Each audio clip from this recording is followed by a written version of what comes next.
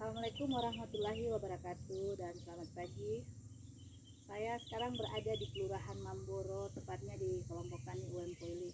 Ini saya lagi berbincang-bincang dengan salah satu anggota kelompok tani milenial bersama juga anggota kelompok Uegusu. Ini dia sengaja saya bawa ke sini untuk studi tiru atau studi banding melihat kegiatan daripada salah satu anggota kelompok tani UM Poili. Ini masih bertetangga dalam satu kelurahan, hanya bertetangga lahan saja, tetapi beda kelompok, dan mereka juga ini masih beda jenis tanaman yang mereka budidayakan. Nah, saat ini sekarang saya mengunjungi petani milenial saya, yaitu Pak Nugi. Dia membudidayakan tanaman tomatnya ini sekitar 7.000 berapa Pak? 7.000 berapa Pak?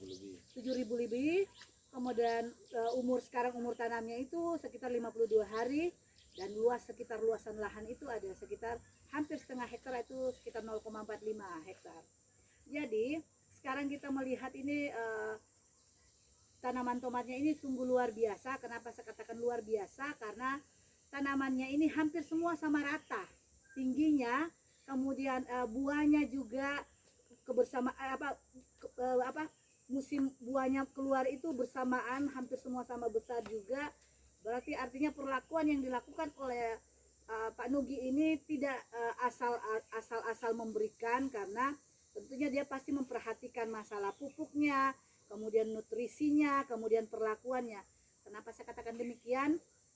Karena dia juga selalu mencoba dan mencoba. Nah, ini dia mencoba, ternyata ada sekitar berapa, ini cuma setengah bedeng, ini mencoba membandingkan tanaman lainnya dengan perlakuan. Ini dia menggunakan pupuk lain dengan ini pupuknya lain. Ternyata yang dia gunakan ini tidak sama dengan perlakuan yang sebelah ini dengan yang lain. Artinya dia memberikan suatu percontohan sehingga nantinya ini bisa memotivasi dirinya mencari apa permasalahan sehingga bisa terjadi seperti ini. Karena coba kita lihat tanamannya ini semua hampir sama rata, tidak ada yang bergelombang ya. Itu artinya sungguh luar biasa petaninya ini memperhatikan tanamannya, mungkin mulai dari skincare-nya, nutrisinya.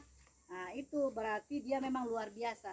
Tentunya Pak Nugi ini tidak semudah membalikan telapak tangan dalam membudidayakan tomat. Karena kenapa?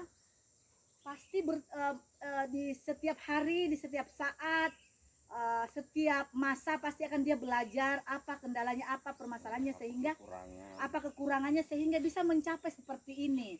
Jadi tentu ini lagi dia, karena dia tidak mau ketinggalan informasi, tidak ketinggalan teknik. Jadi dia mengambil suatu sampel bagaimana caranya membandingkan ini. Saya akan mencoba membandingkan tanaman ini supaya saya kedepannya saya lagi bisa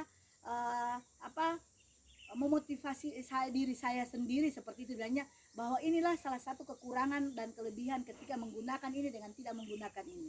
Seperti itu ya Pak Nugi. Ya, jadi saya tentunya tidak memberikan lagi mengajarkan kepada dia, tetapi dia ini sudah sebagai penyuluh swadaya sudah bisa mandiri, karena dia orangnya mau belajar gitu.